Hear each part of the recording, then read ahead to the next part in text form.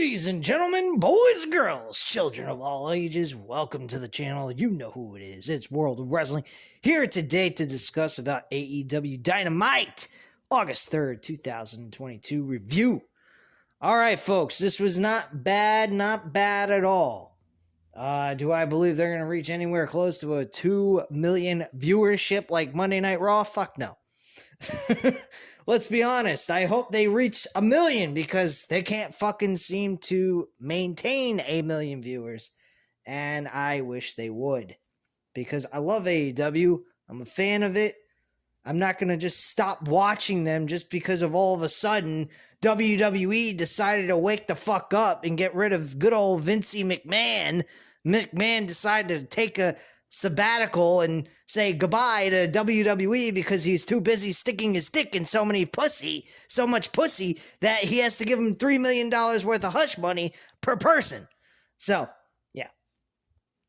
Anyway, by the way, Max Caster brought up Vince McMahon in his rap leading to the match. That was very good. I enjoyed that one. He went ahead and he says he's going to make the ass boys retire as quickly as Vince McMahon did. Love that one. That was a good line.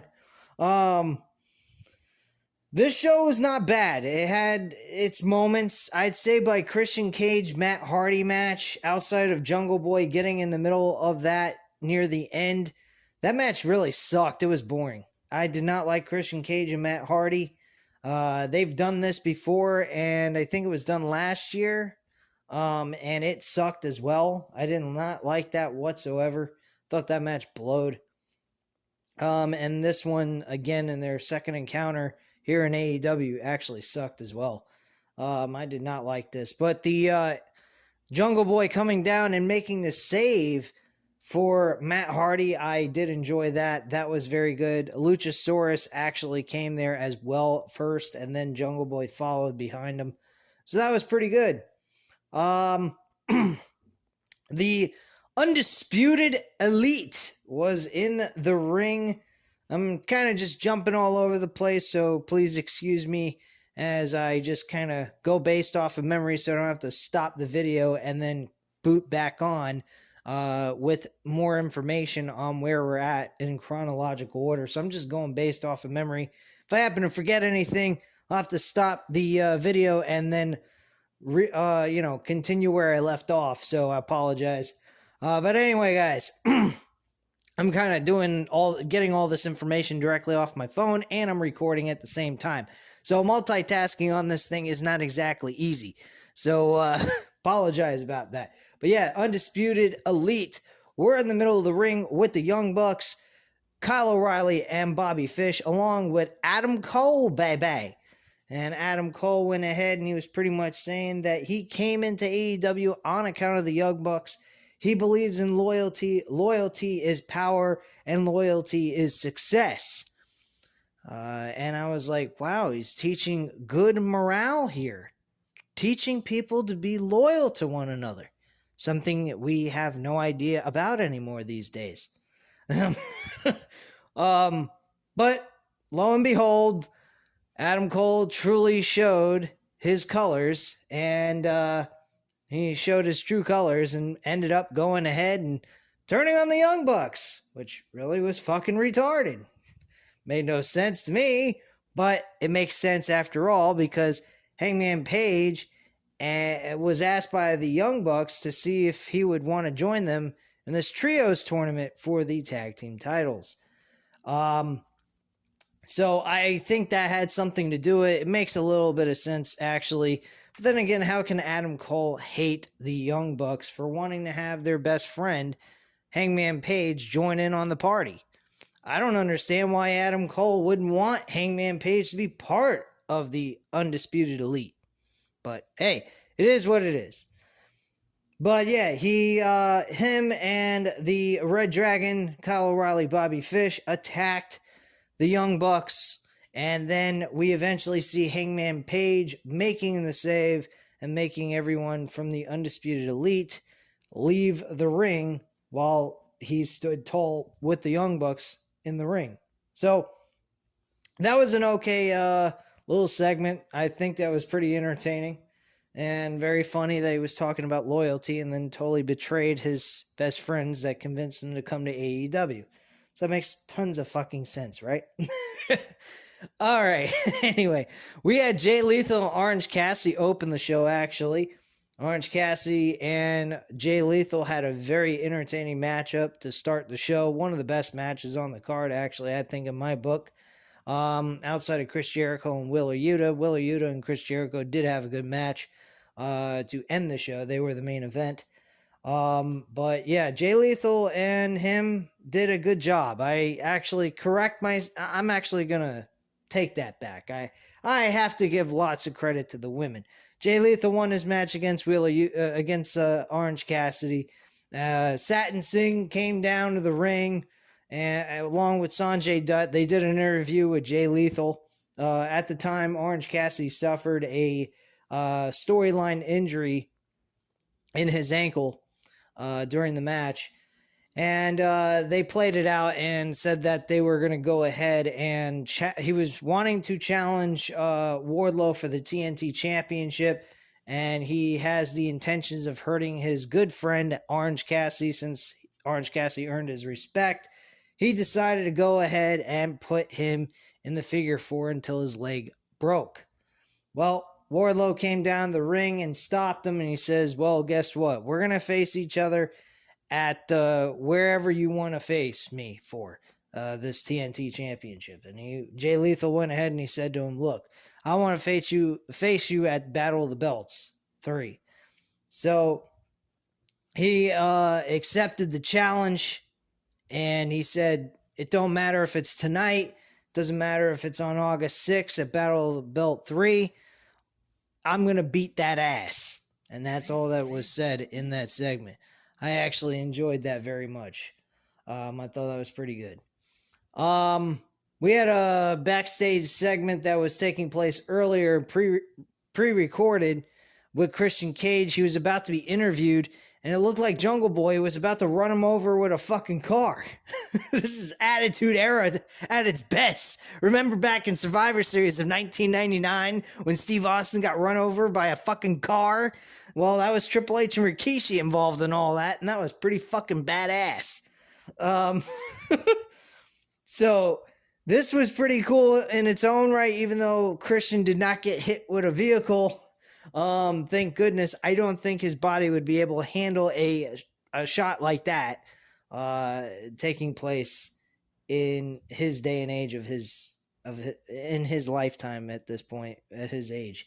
He would be really fucked up from that. But anyway, that's what took place there. Then we also had a women's tag team match with Thunder Rosa and Toni Storm teaming up against Jamie Hayter and Brett Baker. Man, was this a fucking good matchup. And shockingly, Jamie Hayter pinned Toni Storm and got the victory for her team. It wasn't Brett Baker who got the victory, or a Thunder Rosa or Toni Storm. The least likely person to win was Jamie Hayter, and she won the match for her team. Very impressive, very shocking. Good decision on TK on this booking decision here. And this match was excellent. This was a very entertaining women's tag team match. Granted, I'm not interested in the tag team titles for the women's division. They already have the TBS and the Women's World Championship. We don't need tag team wrestling for women. They don't have enough women to do a tag team division.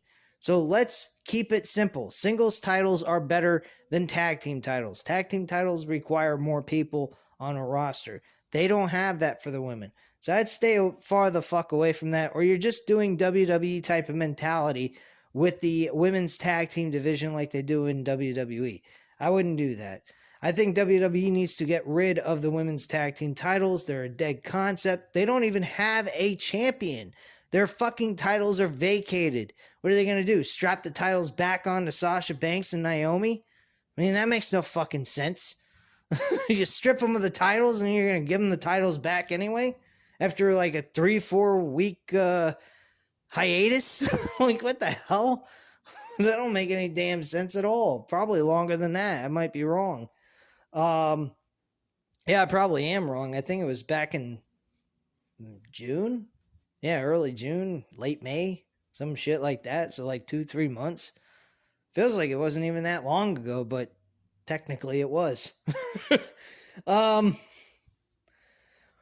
but yeah, I mean, I really think they should stay far away from tag team wrestling until they get enough women to have a legitimate tag team division.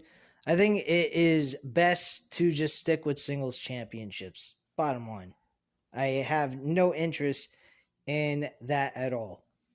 Christian Cage also had a match with Matt Hardy, as already mentioned. He and Matt Hardy sucked together in that match. Christian Cage did win the match, but I had no interest in this match whatsoever. We also had Max Caster and Anthony Bowens, the acclaimed. The acclaimed has arrived. Then they went up against the Ass Boys, Billy Gunn's kids, Austin and Colton Gunn. Went ahead and they teamed together in a tag team match which was the garbage match, a trash match, whatever the hell you want to say. And they basically went ahead. Max Caster and Anthony Bowens won this match by doing an elbow. Well, Max Caster went ahead, dumped, I believe, Colton off the top of the Titantron where the tunnel is. And then Bowens put Austin Gunn on top of the table, or Colton Gunn, I don't know which was who, and he put one of the other brothers on top of the table, and Max Caster did a flying elbow drop from the top of the tunnel through the table, and it looked like he kind of hurt his elbow when he did that elbow drop from the top, but that's to be expected when you're landing on no padding whatsoever. So after they did that, they both dumped him inside the trash can along with his brother. They closed the lid and used some way of securing the lid completely shut so it wouldn't move or do anything.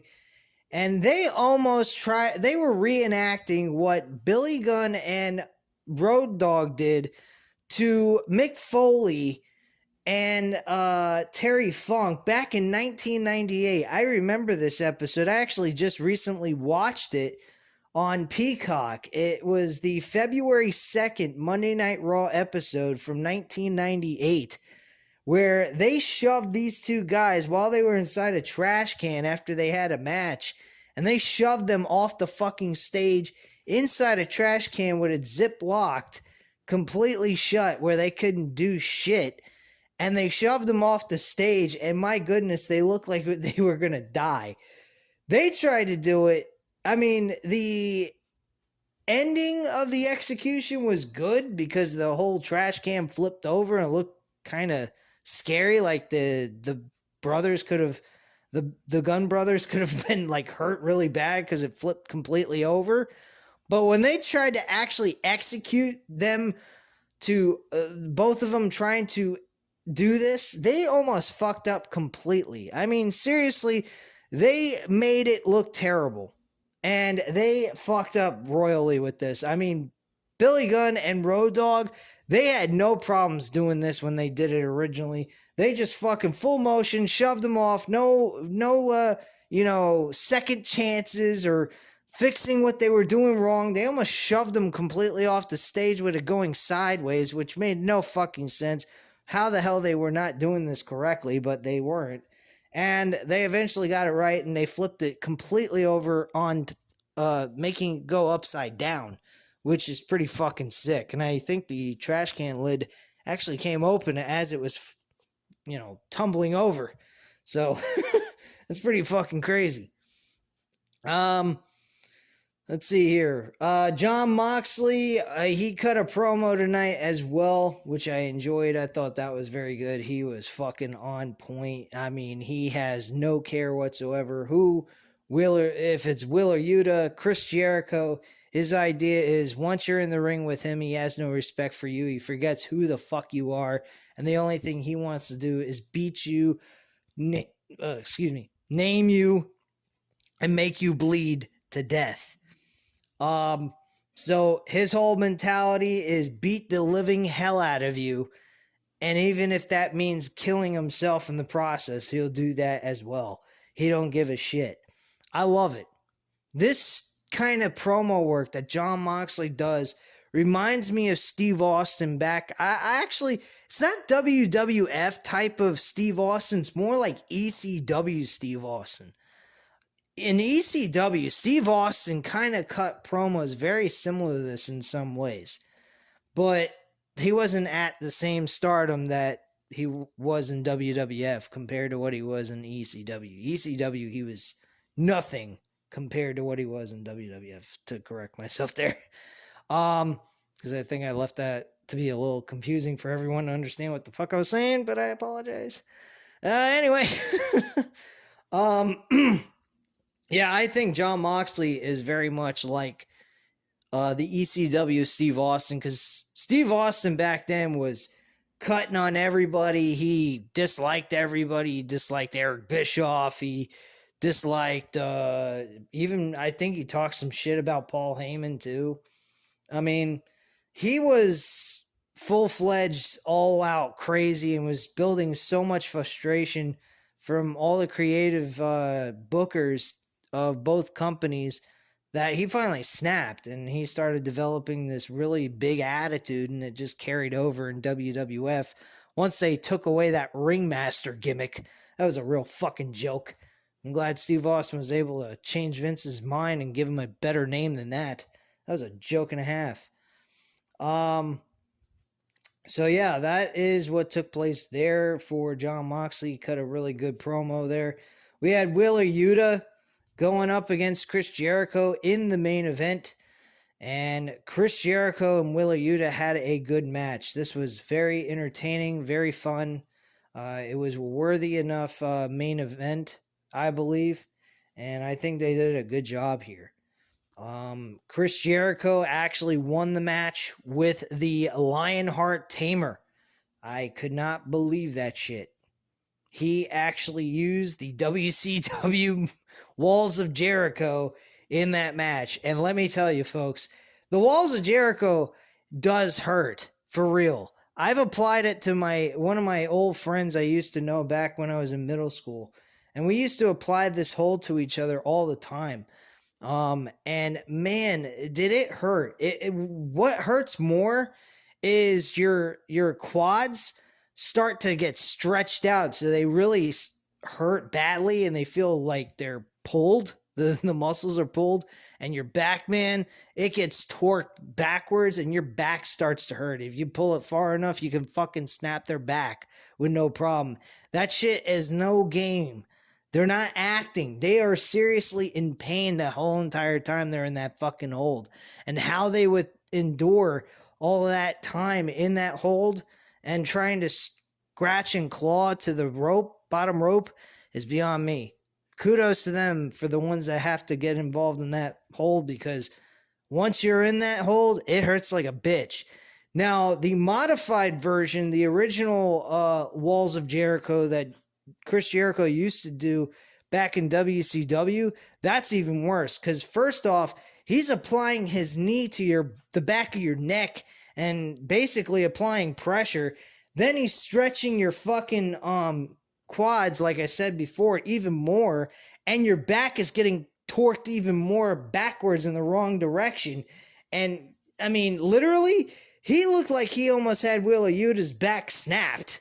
I mean, I wouldn't be surprised if we hear in the dirt sheets that Wheeler Yuta has a minor injury or something. Maybe he has a back problem or some shit. I guarantee you we will hear something about that, because that looked extremely painful. And not to mention, he had Wheeler Yuta in that maneuver longer than what he needed to hold for him to win.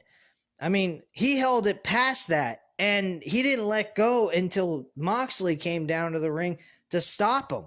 So, in that case, he had him in that hole for about, I'd have to say, about 5 minutes. Maybe not 5, that's a bit of a stretch. Maybe 2-3 minutes more. And 2-3 minutes more, man, that's not fucking easy to deal with. Not to mention, you could hurt somebody really bad doing that fucking maneuver if you stretch them out far enough. So, you know, kudos to Willa Yuta being able to withstand that maneuver, but damn, I sure as hell wouldn't want to be in it. I'd rather be in the figure four, the sharpshooter is pretty much the same. It's just slight difference where they torque the legs around each other and shit like that. So it's a modified it's kind of like a combination between the Walls of Jericho and a figure four, technically, if you really want to think about it. But yeah, I mean, it is pretty painful to be in those kinds of holds.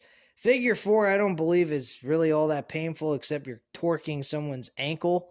So that's kind of like, pretty painful, but it's not like gonna be so devastating unless they break your ankle or something. But I highly doubt they could do that.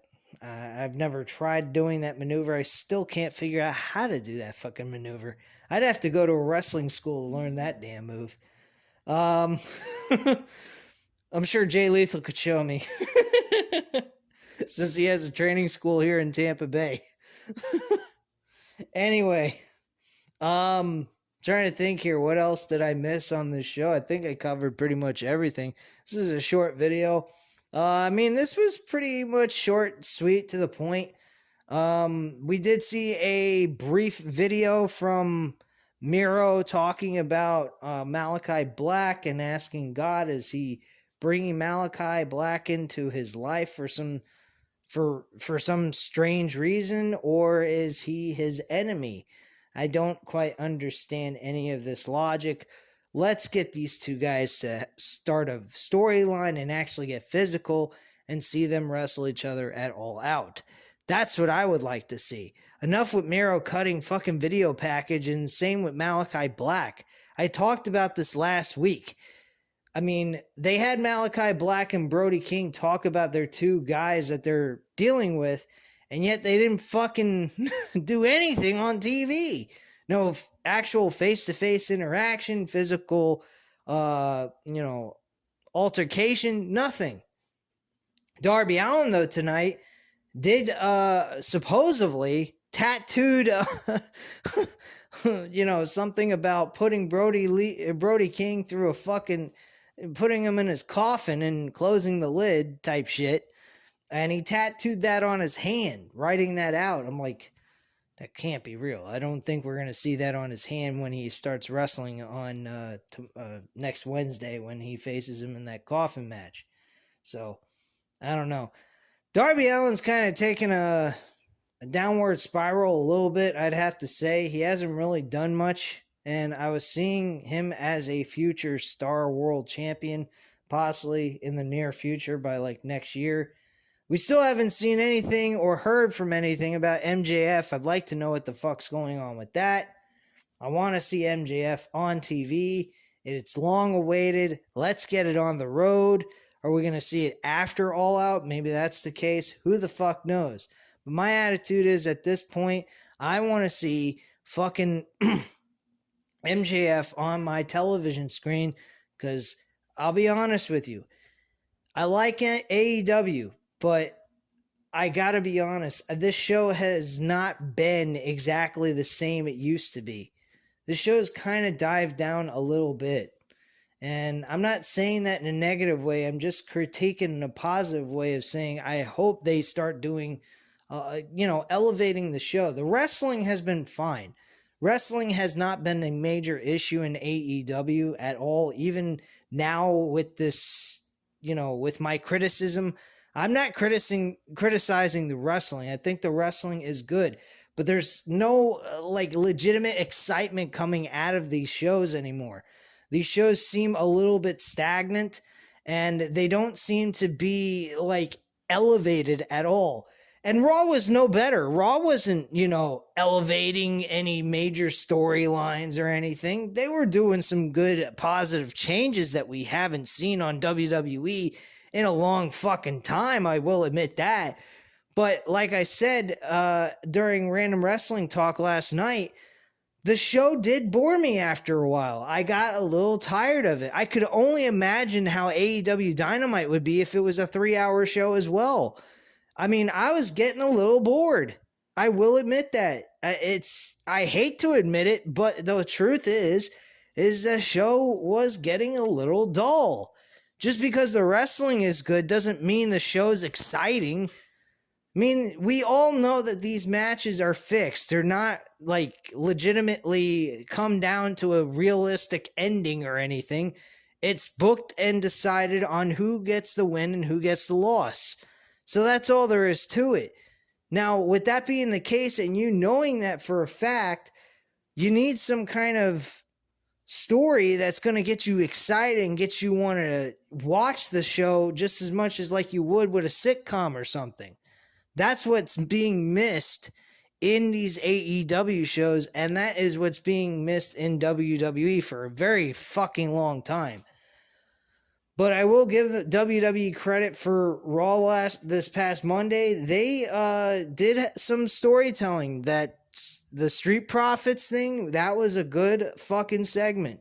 They are slowly but surely hinting a breakup between Montez Ford and Angelo Dawkins. Not that I particularly want to see that happen, but a lot of people believe Montez Ford can make it on his own.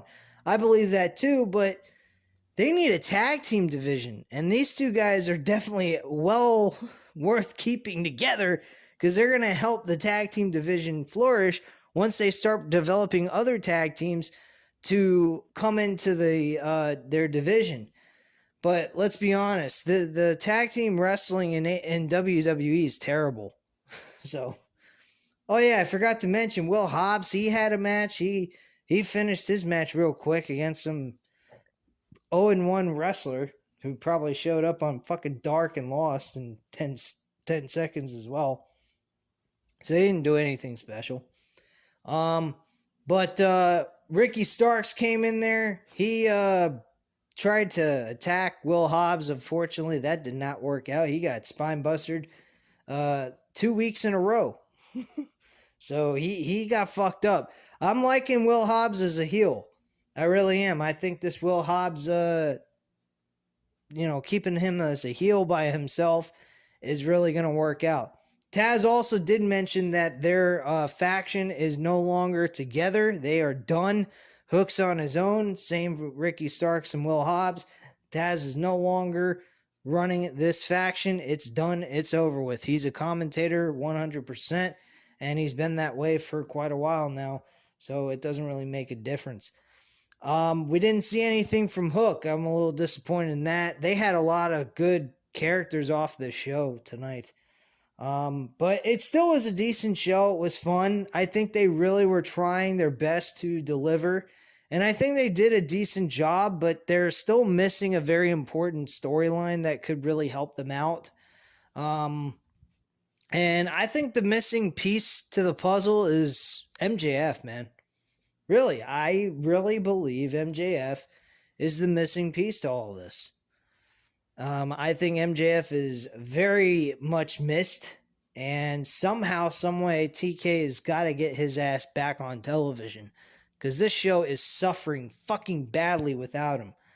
And I'm not saying that the show's terrible. I'm just saying it doesn't have that excitement to it as much as it used to, and that is a bit of a concern to me. Another thing I wanted to mention, I almost forgot about this. Eddie Kingston was standing backstage, and he was watching Sammy Guevara announce that him and Tay Conte are getting married in Paris. And I loved it. I'm sitting there and watching it with my old man, spending a little time with my father, and we're watching AEW because he won't dare watch WWE ever. So he sits there and he's like, I don't give a shit what Sammy Guevara's doing with Tay Conte in Paris. Who the fuck cares that they're getting married? And then all of a sudden, Eddie Kingston cuts into the whole entire vignette, and he says in the back, he says, hey, Sammy, I don't give a shit what you're doing with Tay Conte in Paris and that you're getting married. I don't give a fuck. So strap up, buddy, because at September 4th's All Out pay-per-view, you and I are getting it on. I was like, what the fuck? He said the same thing my old man said. I'm like, what the fuck? Holy shit. So, yeah, that was pretty cool as well. I enjoyed that. But anyway, guys, that's pretty much it for this review. Overall, this was not a bad show. I mean, again, it's missing some kind of excitement to it, but the wrestling's not bad. So I got to give them a lot of credit for the wrestling ability, but we just need some storyline being told in the ring as well. But that's pretty much it, guys. So at this time, you know what to do. Hit the like button if you like this video. Hit the subscribe button if you're not already subscribed to the channel. And leave a comment down below, and I'll definitely get back to you on that. And I thank you guys very much for watching. Have a great night, guys. Bye.